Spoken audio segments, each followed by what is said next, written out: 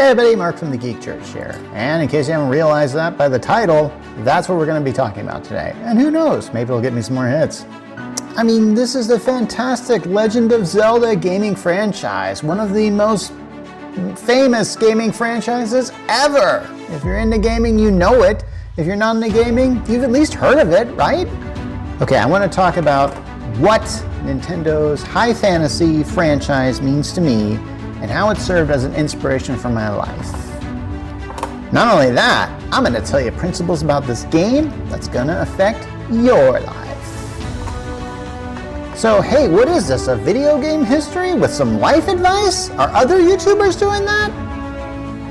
Yeah, I'm sure there are others, but if you like, you can leave them in the comments. And hey, while you're doing that, like and subscribe if you haven't already. It helps me. Anyway, the reason why I'm doing this is because I like to focus on things that inspire me. And I think we could all use a little inspiration. I mean, some of us were super upset with that victory that Trump had last November. I would say most of us, but he wouldn't have won if, well, most of us hadn't voted for him. I mean, that's how democracy works, right? I mean, okay, if I'm trying to inspire people, this probably isn't a good way to start. Okay, on the last episode of my show, I talked about being thankful for the real things in your life. And that was just a reminder that I had with stuff from an old flip phone. Today, I'm going to talk about something that's less reality and more fantasy with The Legend of Zelda. But I'm also going to be talking about how this gaming fantasy, though it might seem like a distraction, and it is something that can make life a little more bearable. Or maybe your life is absolutely easy and you have no idea why people are always complaining about how hard their lives are. If you are, leave a comment so we can just all snub at your privilege. Alright, I'm going to talk about my first contact with The Legend of Zelda. Well, significant contact. It began back in the world of 2006, as my sister was nice enough to gift our family with a Nintendo Wii for Christmas. So at the time, my sister worked for Amazon. I guess they were giving all their employees like one of these, and this was Christmas, and the Wii was in high demand, so that was a pretty big deal. I'd say like that would be like a few Christmases ago if she gave me a PS5. Maybe that puts it in perspective. Now at the time, my wife and I had two kids that were under the age of 5. We never really had a console in our home before, but we loved playing. Still, there's something about the Wii that, hey, I mean, honestly, with Wii Sports, I mean, how can you not love that? Any family would love that, really. Now, also at this time, I was kind of working to become like this full-time writer, something that you have to do a lot of odd assignments at first to make some money, just to get by. So I was working for this user-based content site known as Hub Pages, and I decided to do a strategy guide based on the popular game because I wanted my writings to get views. My stuff is still there, by the way, and I still want views. So if you could give me some, that'd be great. Anyway, so the Wii was the one that gave us the iteration of Twilight Princess. And I'll talk about all the Zelda games later, and even a timeline, but for me, Twilight Princess was my jumping on point. And what a jumping on point that was.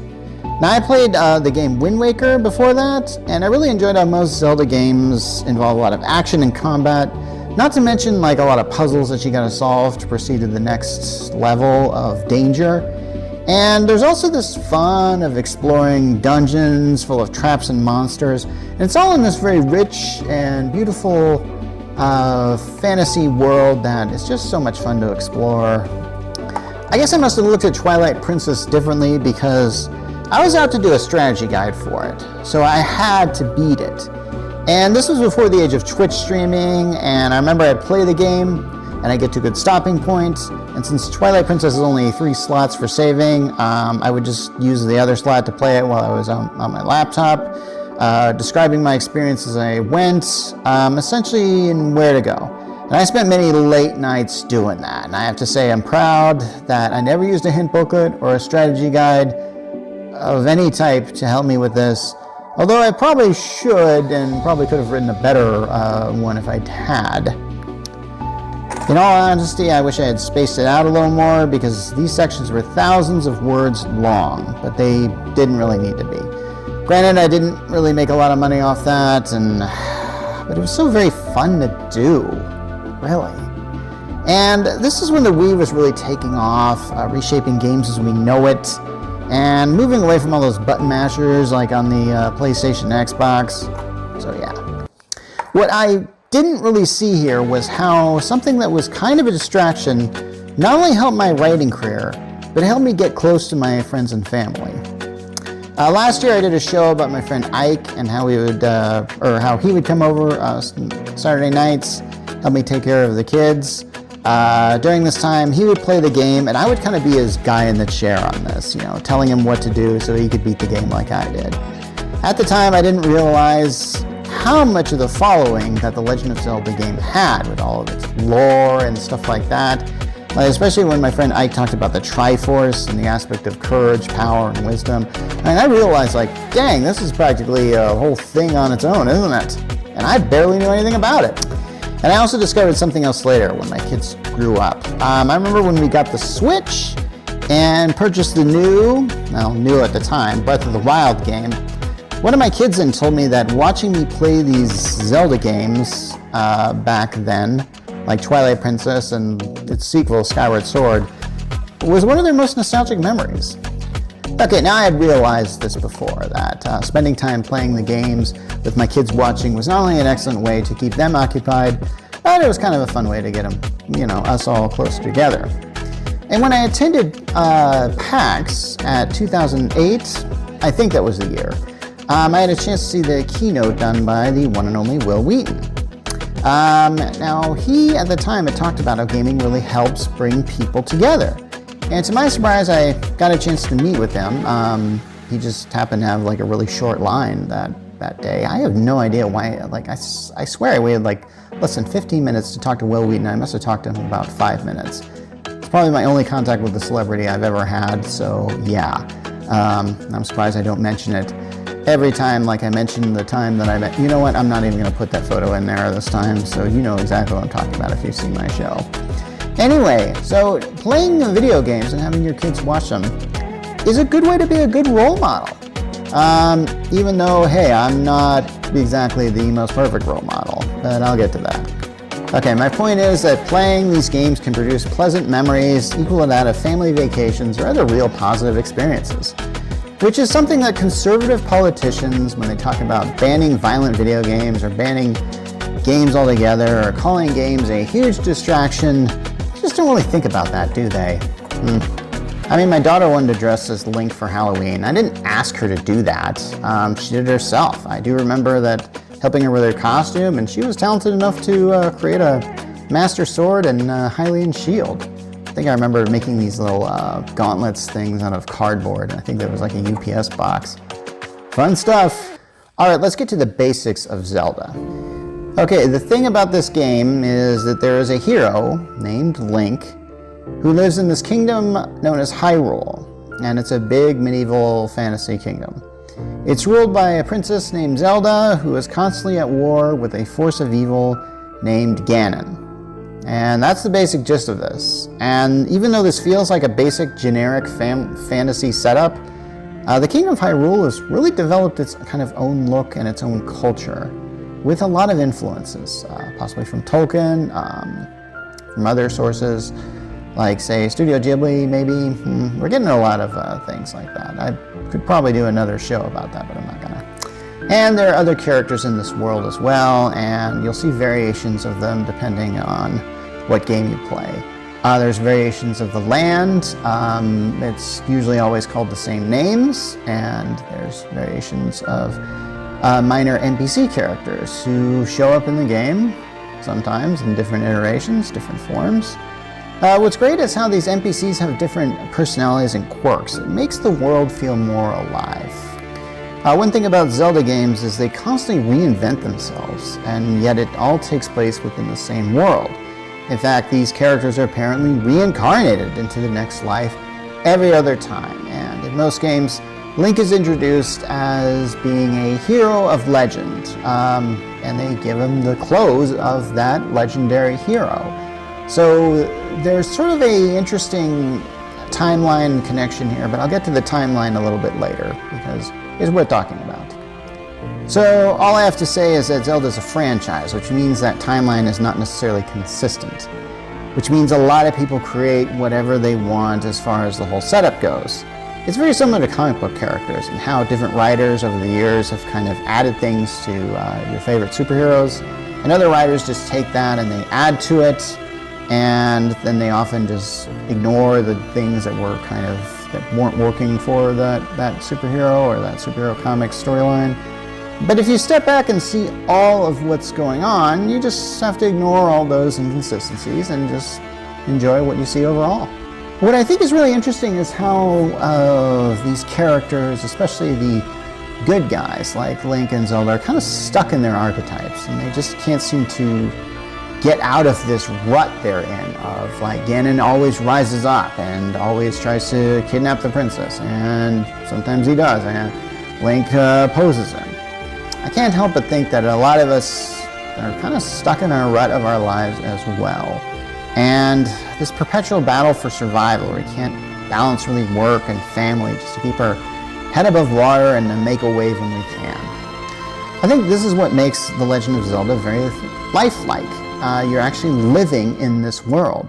Later versions of the game have Link eating and sleeping, even though it's only really used to gain some serious health points or little hearts that appear on the side that are Link can. This isn't like a regular video game where you get like 3 lives or something like that. Most video games you can pretty much die as much as you want, but in Zelda there's a health meter there with some hearts, so you can get hit and hit and hit, and as long as your hearts don't go to 0, you're okay. Alright, time to talk about all the Zelda games. So, in 1986, there was The Legend of Zelda for the Nintendo Entertainment System. Was it really meant to be put out as the phenomenon that eventually it became? I don't know. Hey, check out this commercial here. That's the campaign they really went with. This weird guy is kind of a second-rate Robin Williams. I don't even really know what to make of this, other than the fact that he's really just shouting out the names of the foes that you go against, which are still involved in the game. Which, honestly, was this commercial ahead of its time? I don't know. Hopefully I have permission to play it. Yeah, the graphics are like, well, you can't make a game like that today. Yeah, this top-down point of view is not used on a lot of video games today, but even the latest version of Zelda, which I'll get to later, kind of uses a variation of this. So the idea of this, a very high fantasy game on a console, is very much game-changing, if you excuse the pun, and I understand if you don't. Now, I grown up in the 80s, so I grew up with the Atari 2600, and then the video game bubble burst back in '83, and that's a long story, but in other words, I just stopped caring about Atari after that. I just never really wanted the NES. I guess maybe I just didn't want my heart broken again, because, video games were so big, and then they just kind of went, I'd say I was too old for the NES, but I'm doing a video about this particular subject, so I'll let you decide. And my point is that during the time of the first Legend of Zelda's release, you didn't really have the opportunity to play a high fantasy game on a console. The closest thing they had for this was Adventure. It was a 2600 game.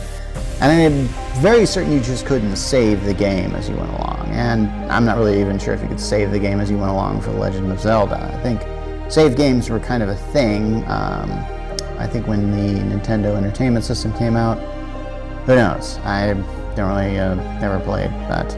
Now, there were fantasy-type adventure games for the PC, but they didn't really have an emphasis on action because they really couldn't do a lot with the graphics and sound then. You guys remember Zork? Yeah, I remember Zork. That's immersive text-based system of play. Yeah, it seems pretty boring now that I think about it. And there's also the Sierra point-and-click type games with puzzle-solving aspects, like, let's see, the King's Quest series. Yeah, that was pretty popular. Very high fantasy, too. 1987, The Adventure of Link. I have no idea how long it took to create a video game back in the 80s, but Usually we hear from online developers in their diaries that it takes years, and hey, the fact that this came out 1 year afterward feels like it was planned from the very beginning, like when you see a movie sequel that's just kind of rushed into production. So at some point in time, Zelda sort of became part of Nintendo overall. I mean, there was like a Nintendo cereal. It was a weird thing. It had a bag on it was 2 cereals in one. It had a bag on one side devoted to Super Mario, and then it had a bag on the other side devoted to Legend of Zelda. And then there was the 1989 cartoon series that must have been greenlit like probably at the same time this game came out, but it came out in 1989, and was the most famous for that line, "Well, excuse me, princess." That's about it. If any, it's just one of those things that just gets associated with it. In the Adventure of Link, the top-down perspective has been switched to a side-scroller, already made popular by, say, Mario. And it starts incorporating the RPG aspect. I have no idea if you could save a game back then, like I said, but I'm guessing that there are probably things that you do in these type of games, like collect valuables, maybe in most modern day Zelda games, you collect the money called rupees, and then you exchange that for weapons or other treasures that you might want to buy to help upgrade your hero to go on quests. Again, I didn't play it back in the day, so unlike the other Legend of Zelda games, The Adventure of Link is really a direct sequel. It didn't really revamp anything, but the Zelda series has had a few direct sequels, but we'll get to those when we talk about the timeline. 1991, The Legend of Zelda, A Link to the Past. Ooh, is that a pun?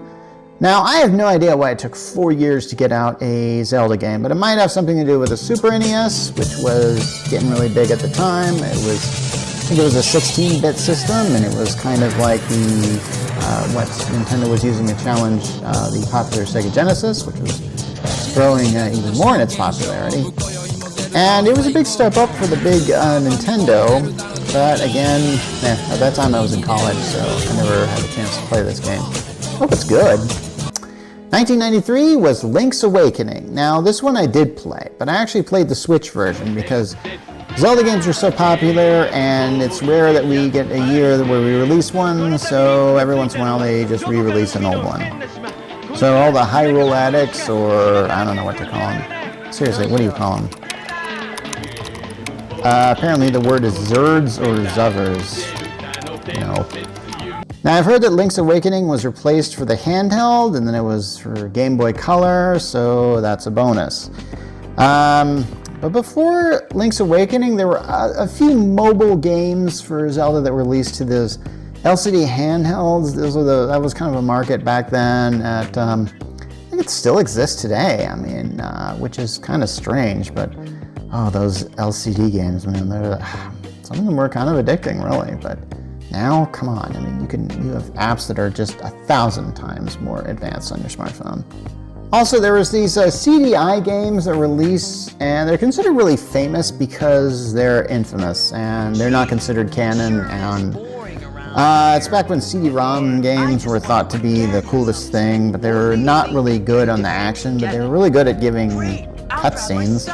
And these cutscenes have become memes because this just looks bad. People have really talked about how bad these games were, and I don't see a need to focus on them, so I'm not gonna.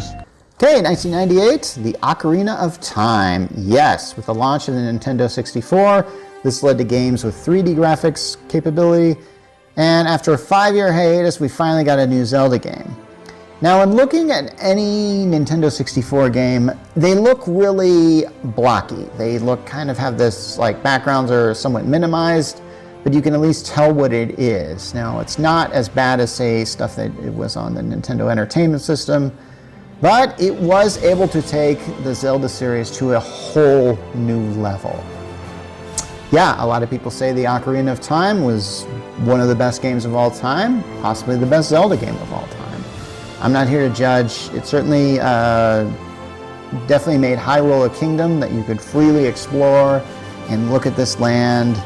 And most gamers look at the Ocarina of Time like I look at Twilight Princess. I mean, it was really a point where it's like, wow, they really just fell in love with this series. Like the Zelda series really proved its potential with this game.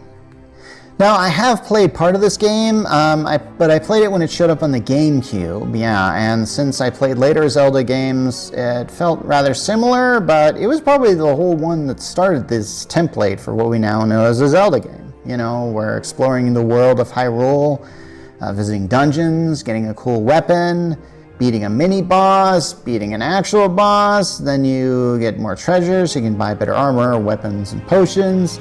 Usual stuff that is kind of fantasy game conventions now. Okay, the advantage of the 64 was the amount of buttons have grown, so Link could actually do a lot more.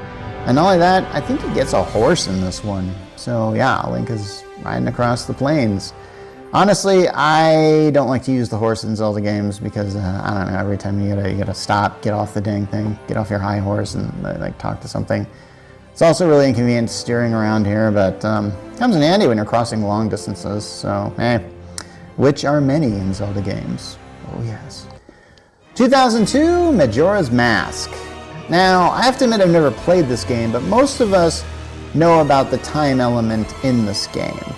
I think, like, if you don't do all the stuff by a certain time, the moon crashes into the planet, and everyone dies. Dang, man.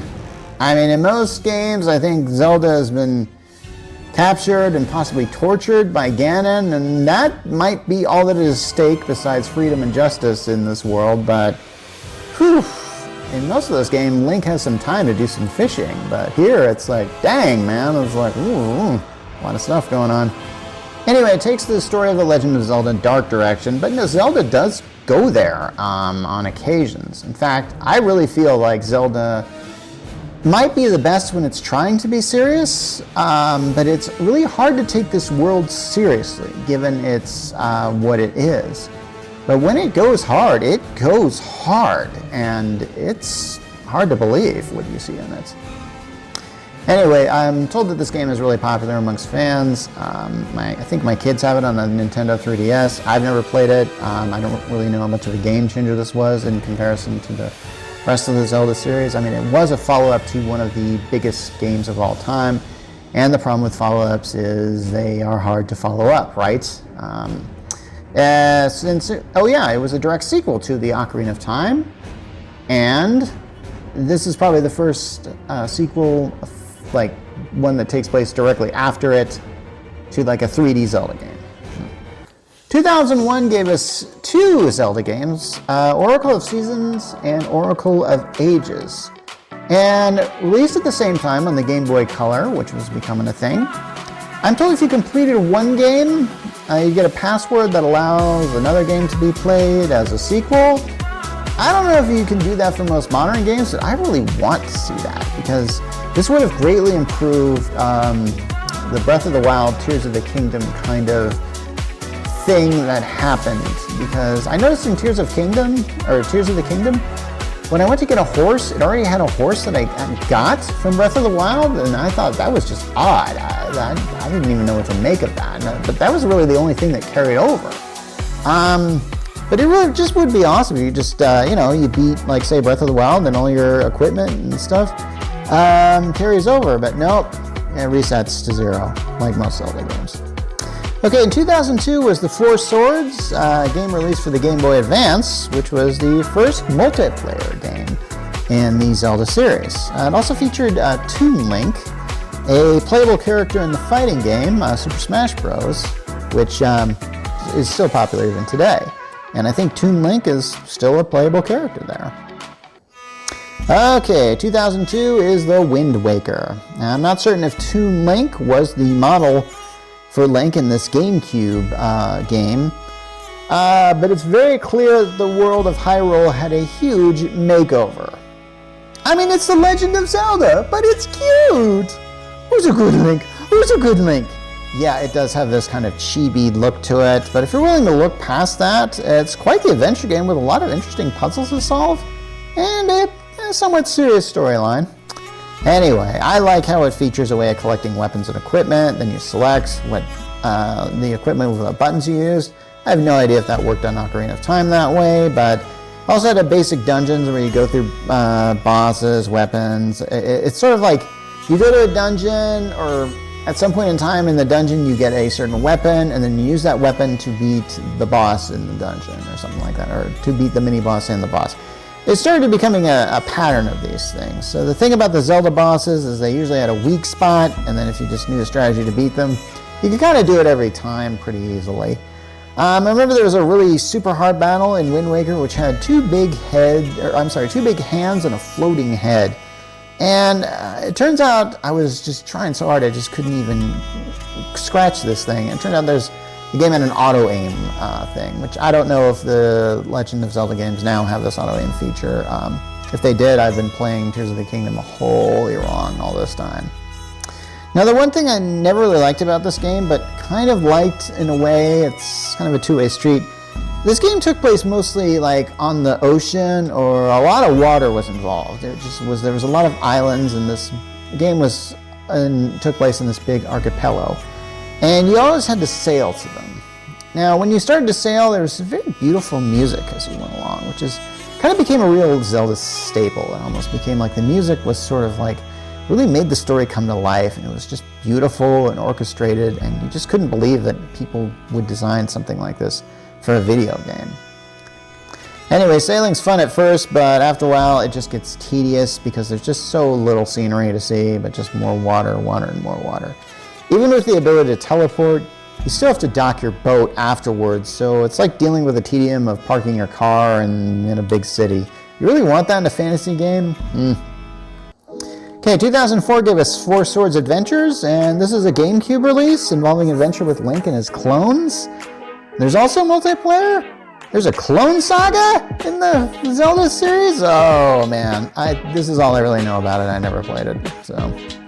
2004 gave us the Minish Cap, and this is a game that I just heard about while doing research. I never played this game, and it was made for the Game Boy Advance.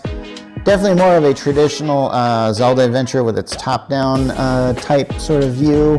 Apparently Link gets a Minish Cap, which allows him to go to Minish size and transport himself through some portals. I realize the way I'm talking about this particular game sounds like I'm not really taking it seriously. And here's the thing, most of the games I did take pretty seriously, but those are just the ones I've played. Since I've never played this game, just describing it sounds kind of silly, but I mean, that's kind of the Legend of Zelda in a nutshell, really.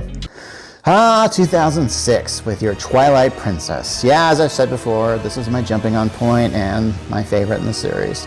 And once the Wii came out, Nintendo really went all out to reinvent the controller on this thing. So some of you guys might remember the Wiimote and the Nunchuck, and they really used a lot of that in this game, because it felt like there was something in the Wii where it just really wanted its players to just get their head in the game and just do things like swing the Wiimote controller to be like Link and the Master Sword and swinging the sword, and depending on how you wield it, you could do some defensive moves, and there was all kinds of moves you could do in this game, and yeah. I have to say the graphics of Twilight Princess look dated now, but still passable as polygons. But back then, man, this game looked just awesome. It really felt like, this is what you want your high adventure game to look like.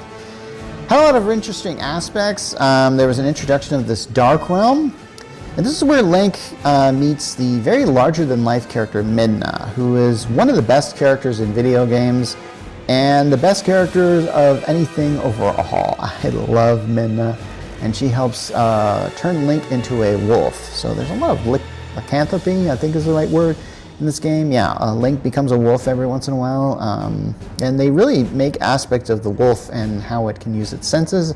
They really went all out as far as the creativity of this game. I was pretty pleased with it. And this game has one of my favorite scenes of all time. It's like there's like this waterfall that's frozen, and it's full of Zora, which are these fish people in the Zelda game, and you have to teleport this boulder-sized lava hot rock into the waterfall, and that thaws out the waterfall instantly, and then the Zora people are saved. It's just such a satisfying scene to watch. I mean, this is why I play these Zelda games, because when you solve the puzzle, there's just this intense, gratifying feeling that happens. And yeah, that's why I love playing these Zelda games or other games kind of like this. Now, there are people that say that Twilight Princess is just an update of Ocarina of Time, which I still didn't finish that game to its entirety. I can testify to that. For what I played of Ocarina of Time, I have to admit there were some aspects of this that were rather the same. You know, but I have to admit, like, there are certain things about a Zelda thing where it's like, the formula is good, don't change it. With the whole dungeons and the small quests in between and all kinds of that and the funny side characters, there are some aspects of Zelda that I just wouldn't change. And so if they're updated, I love that. And then like I said before, the Zelda games have had to reinvent themselves. So I love everything about Twilight Princess, except Mallow. I can't stand Mallow. Okay, in 2006, there was Phantom Hourglass, which apparently is another deliberate sequel, but this time not to Twilight Princess, but to the Wind Waker. This one was made for the Nintendo DS. It's another pretty traditional style of Zelda game, and I think it's got sailing in it as well. I never played it. 2009 gave us a game called Spirit Tracks, which is another DS game, and it allows Link to travel by train, which I have to admit, if you look at The Legend of Zelda, there are a lot of things that show up in it that just kind of shouldn't.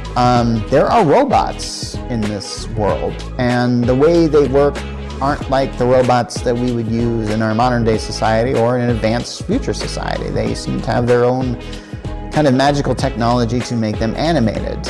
And yeah, it's kind of weird. I feel like there's just certain things in a Legend of Zelda game, like if it showed up, like say a spaceship landed, I would go like, okay, you guys have gone too far. And I feel like a train is really towing the line there. 2011 gave us Skyward Sword, which was also made for the Wii, and I got it once it came out. I don't think it's as good as Twilight Princess, but the graphics looked a whole lot better, and on the whole, the game feels a whole lot brighter. I don't know how to explain it other than that, but you have to see it. Now, the game is most famous for creating the Master Sword with this powerful strike that you had to hold up the Wiimotes in order to charge it, then you could swing it and you could do more damage with it. It's not something that really worked all the time due to the sensor in the Wiimote. And I think they still have problems with that, even with the Switch version. But yeah, these are things that you have to do to progress in the game, and hey, it's fun.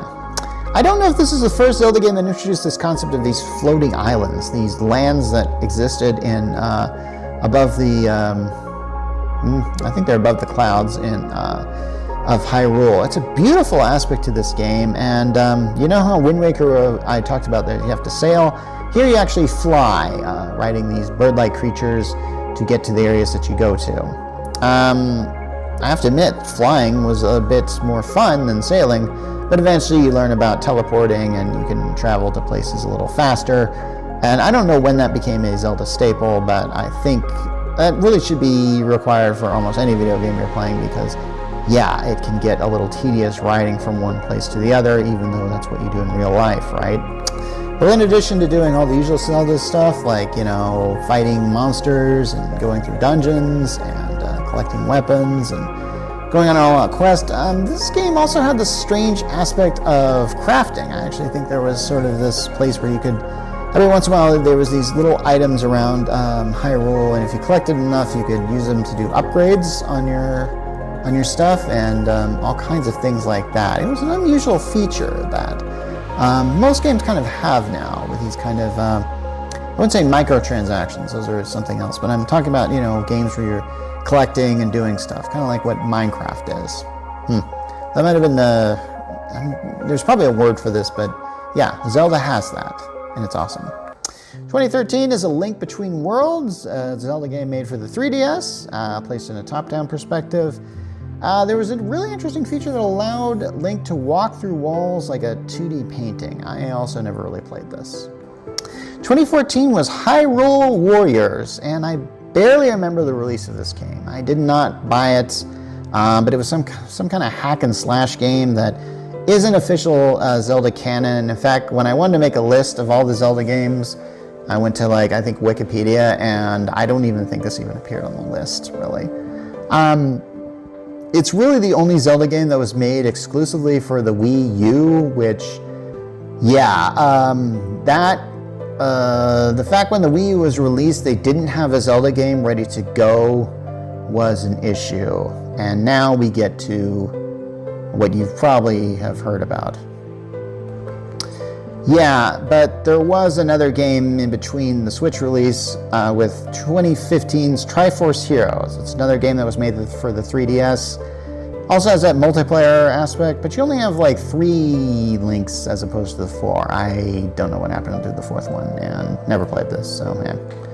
And 2017 gave us the Breath of the Wild. Man, what a game. Oh my gosh. You can see that there's a huge gap between like the release of Skyward Sword and Breath of the Wild, and we had a whole console in there and nothing was there for the Wii U. They really should have had one from the get-go, and they didn't. Breath of the Wild was intended to be that game, and it's very obvious through a tablet that Link wields in Breath of the Wild that looks a lot like the controller for the Wii U and now looks more like a Switch controller, that was the intention. Well, that didn't happen this way. The more the creators seemed to pour in this game, the more it got delayed. If you're not familiar with video games and more recent video games overall, the Wii U was not considered to be a huge hit. The fact there was no Zelda game was a big sus, and it made people wonder if the gaming company was kind of numbered, with PlayStation and Xbox being on the rise and having definitely more advanced games. I wouldn't say more advanced games, but they were getting like really good games at the time. And I think at the Wii, was the Wii U still stuck? I think it wasn't. I can't remember when they switched to HDMI on Nintendo. That might have been with the Wii, but I can't really remember, or the Wii U. So when they finally perfected Breath of the Wild, shoot, they were ready to release it to the Switch. And the Switch had a lot of things working against it. It was definitely made to be like this both mobile and console kind of thing, with the removable controllers on the side. It's really still good technology, and we're finally getting an update here after a lot of years. And the fact that it's lasted this long without an update, I think, testifies to how good it is. But they were really banking on Zelda to really make the Switch happen. But here's the thing, it did not disappoint. Basically, Breath of the Wild was worth the wait. Playing it just brought back all these same feelings that I had when I played Twilight Princess, and I really love to play this game. In fact, for a while I called it Meth of the Wild because it was just so addicted. I remember going into work, and all I could think about was just getting home so I could play Breath of the Wild and do all the cool stuff in it. In fact, I played Breath of the Wild again to prepare for this thing. Not that I really had to, but, shoot, I like playing games. But they really went all out to make a Zelda game like none before. So not only is this world just plain huge and full of details to explore, but it's also emphasis on what the player really wants to do. It's very non-linear in its storyline, unlike a lot of Zelda games which require you to go to this dungeon first, then go to this dungeon next, then go to this dungeon next, learn this thing, and get the storyline going on. You're sort of like kind of a pinball being forced in a certain direction with very little choice. But in this game, you could actually just bypass all the stuff you wanted to, go straight to the main guy, Ganon's castle, and kill him. Granted, I don't know how you could have done that in less than half an hour, and I'm told there are people that have speed run this game in like a half an hour, and I don't know how someone could beat the big bad Ganon with just 3 hearts. But there you have it, people do it. Yeah, Breath of the Wild is pretty much everything that you play a Legend of Zelda game for. First, I didn't really like the fact it doesn't really have any dungeons. That was something I really enjoyed in Wind Waker, Twilight Princess, and Skyward Sword. There was just something I loved about it. These going into this, lost temple or something like that, and solving puzzles and then defeating the big bad at the end of it, feeling like you had accomplished something. There are these things called divine beasts, these gigantic robotic animals. Like I said, Zelda has robots, and they serve a purpose, and they have a boss battle in them, and they do some pretty creative things with that, and I think that was a pretty smart move on their part. They're very short, though. I mean, you could, I think a dungeon, like a traditional Zelda dungeon, you could be in there and wander around for about, even if you knew what you're doing, a lot of times you could beat them in about 1 or 2 hours. These gigantic beasts you can defeat pretty well once you, there's puzzles to solve in them, but it's smaller. I do like the look of them. They look interesting.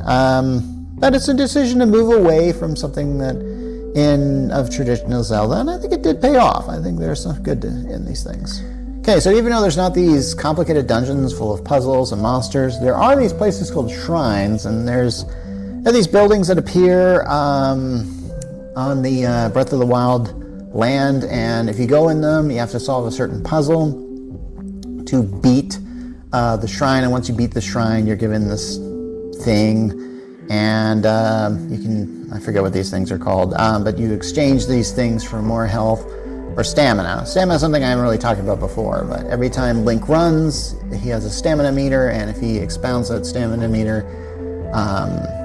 he's kind of walking along until it can recharge itself. It was also helpful when he uses his paraglider, something that is kind of in a lot of Zelda games where he's kind of gliding along, but you can only glide along for as much as your stamina will allow. And then you fall, and yeah. It also comes in handy when you're swimming. Stamina, if that runs out, you drown. Fun stuff. But yeah, as far as the exploration goes, Breath in the Wild has it in spades. I mean, the world is so diverse and full of such open spaces that it's like the places that you go to when you're camping or on vacation. This is why it's great to kind of play games like this. Okay, so that leads us to 2023 with Tears of the Kingdom, and this is where it feels like Nintendo paid attention to Zelda fans, because they made Tears of the Kingdom that kind of fixed a few things in the Breath of the Wild. But I will have to say that the gameplay is pretty much the same, and it is a direct sequel to Breath of the Wild, something that the Zelda games don't often do, but Breath of the Wild was such a hit. Hey. The game decided to add this element of floating islands, and that was really what they put on the promotional material of this. Now, I will have to say something about the floating islands, is that you get a sense of height just being on them, and just being on them feels very, very awesome. I have to say the most awesome part of this game is the first 2 or so hours where you're dropped into this world, literally dropped on these islands, and have to learn a lot of new things, which are essentially like the same things that you learned in Breath of the Wild. Now, not only did they actually create all these floating islands in the sky, there's also this aspect of these underground lands. Yeah, Nintendo did not promote these underlands at all, and I will have to say, like, there's a certain aspect to them that is kind of horrifying. It's essentially this place with a very huge high ceiling, because the Earth of Hyrule is essentially there. There's also this aspect, like, everything is dark down there, so you have to bring your own light, and then you can find places that are kind of like shrines to light up the place, and you can light up the whole world down there. And I don't remember if that gives you a bonus for that, but it's something that you want to do if you want to get into the exploring mode of Zelda, and it's one of the best aspects of the game. Okay, remember how I said that Breath of the Wild gave you powers like before you started? Well, the same thing is happening here. And these powers are a huge, huge part of the game. So there's this thing called fusing. And remember how I said that stuff in The Legend of Zelda tends to break? Well, imagine if you had like a stick, but you wanted to fuse, like, say, something like a rock to it, then you have a very hard weapon here that's going to do a lot more damage before it breaks. Kind of cool, isn't it? Yeah, that fusing thing comes in really handy, because not only can you make very powerful weapons, but when you shoot arrows, you can put things on the tips of the arrows, like fire fruits, which will cause the arrow to burst into flame. Now, before, in Zelda games, you had specific arrows involved for fire, ice, electricity, and so on. Here, you can just kind of add on to the tip there. It's kind of an interesting aspect. It's a good idea for the game. Then there's Ultra Hand. Now, Ultra Hand was essentially made so YouTubers everywhere could create these creations using the stuff that's all around them. And yes, this is the stuff where it gets into... there's a race called the Zonai, and the Zonai have created all this technology, like spitting fan blades and rockets and stuff like that, and these winged things, and you can make like airplanes with these things, which don't fly that far. They'll fly further depending on how much battery life you get, but I'm getting ahead of myself. Ultra Hand allows you to take things in the game and literally glue them together and then use that to solve stuff. And a lot of players just love the aspect of creating with this thing. It almost turns The Legend of Zelda into a little bit of a Minecraft aspect of that. You're taking things and you're just creating them with the stuff around you. Very genius whoever thought of this, and it definitely takes the game to the next level. Okay, this leads us to this year's offering of Legend of Zelda, a brand new game called Echoes of Wisdom. And this is has that kind of a top view, sort of with a side view sort of look to it. It's really interesting. It's unique because you play as Zelda and not Link. Interesting. There's also a cool tri-rod, which allows you to create stuff and enables Zelda to get through puzzles. So there's typical aspects of that, and I'm sure there's probably combat, who knows, there's probably dungeons in it. I haven't really played this thing. I think I played a demo of it at PAX last year, or this year actually, depending on when this comes out. Yeah, I would play it if someone sent it to me for free, but these days games cost like $70, and then sometime when you play the game, you realize like this doesn't feel like a $70 game. This feels like something else. This is a complaint a lot of people had about Tears of the Kingdom, is that it just felt like a lot of DLC that could have been put on Breath of the Wild and then called it good. Maybe they should have done that. Who knows?